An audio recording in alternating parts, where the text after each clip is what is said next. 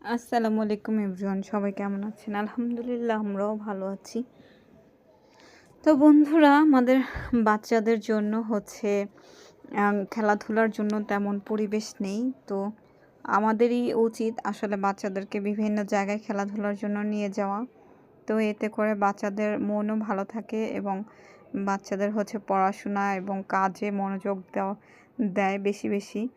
কারণ যদি বাচ্চারা খেলাধুলা করতে না পারে তাহলে ওদের মনটা আসলে অন্যরকম হয়ে থাকে।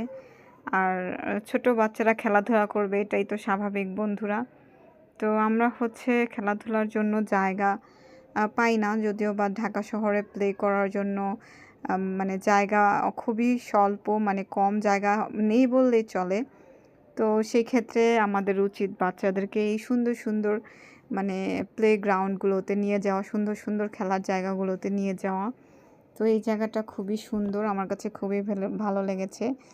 তো এই টাইপের আরও অনেক অনেক মানে জায়গা আছে যেরকম বাচ্চাদের জন্য বিভিন্ন খেলাধুলার জিনিস আছে।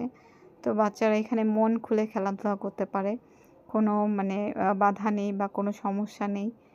তো আমি চেষ্টা করি অফ ডেগুলোতে আমার বাচ্চাকে নিয়ে আমি কোথাও না কোথাও যেতে যেতে ও খুশি হয় আর ও বেশি বেশি প্লে করতে পারে, খেলাধুলা করতে পারে, আর ওর মনটাও তাতে ভালো থাকে আর ও পড়াশোনার দিকেও মনোযোগী হয় যে সে বাইরে প্লে করতে পারে সেই জন্য। তো আমাদের প্রত্যেকটা বাবা মারই উচিত বাচ্চাদেরকে বাইরে নিয়ে যাওয়া, বাচ্চাদেরকে বাইরে সময় দেওয়া।